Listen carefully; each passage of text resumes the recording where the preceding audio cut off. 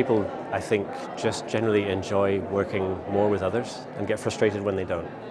And when you're forced into an individual accountability type of a task, it can leave people feeling, frankly, very lonely and quite adversarial. So when tasks are shared and teams are formed, you tend to get better perspectives and an overall stronger result. So I think benefits could be project benefits, they could be P&L benefits, but I think reflecting on something Julian said from LBS right at the beginning of the session, if we try and target people on the really tangible financial things, we'll miss the point. If we target a bigger goal and encourage people to collaborate to get that goal, to achieve that goal, the rest will follow. And sometimes hard for a financial person to really adopt that sort of mentality, but I think it's a really key one that we need to keep focused on. So when we think about the benefits to collaboration, we first need to kind of recap on where we've come from. So what is it that you're actually trying to achieve?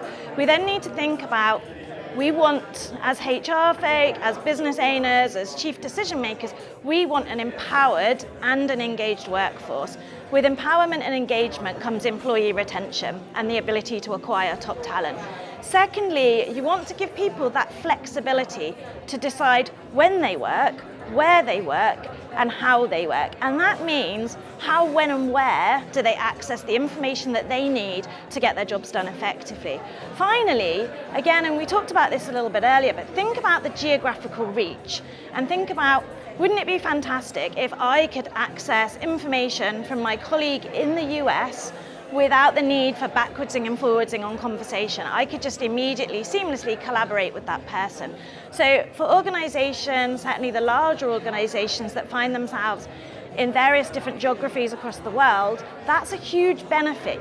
The biggest asset to any organization is the skill that they own and they employ. And really thinking about how you pull all of that skill and knowledge together in one place to drive towards common business objectives is a huge, huge benefit to effective collaboration. I think the benefits of collaboration for businesses are enormous in terms of productivity gains, reaching new customer groups that you may not be able to reach through your own organization.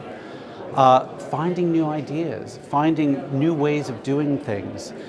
There's a lot of research out there that says organizations that collaborate effectively, either within their organization or with other organizations, are more productive, more profitable, and build and offer better products and services. The biggest benefit of collaboration for businesses is that you get a lot more out of your staff, and that might sound a bit cold and commercial, but when people are collaborating with other people who have shared objectives, they get more done than they would if they were just working in their silo. Employee engagement is such a huge thing, and one of the key motivators for people is about involvement.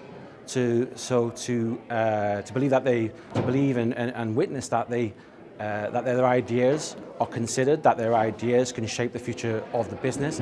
And when you've got that level of involvement, that people are shaping the strategy, shaping the everyday, even tactical things that we're doing, they're much more bought in, and they are the employee advocacy rings true and moves from internally within the business to externally too.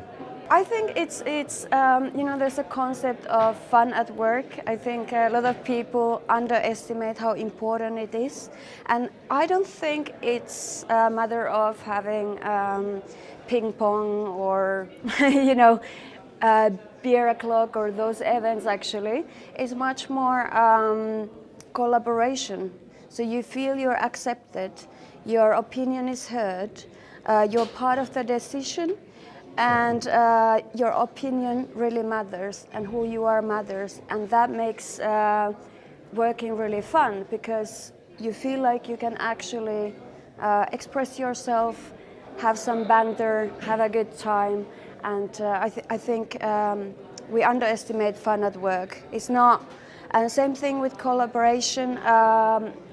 People think tech is going to fix everything. It doesn't. Like 75% of change initiatives, they fail. And technology is only 4%. So we all want to blame the technology for not working, but actually it's employee resistance for 48%. So a problem there is that, you know, when you are sitting in a training or you're doing a training and you don't really see what's the point, so you get people sitting there really demotivated and they don't want to learn the new system even if they hated the previous system. They don't want to collaborate, and this is why you need to make them aware of the change and you need to get the buy-in, you know, what's in it for them. This is the same thing with collaboration. You need to tell them why, you know, what's the benefit for them to collaborate with you. And I think as one of the panelists was saying, it's creating this open-mindedness, but also that it's a win-win situation. We are equal. Let's make this work, and usually that makes companies much more efficient. Change, we all need to change, so change management is going to be faster, and it's creating a much better culture in the company.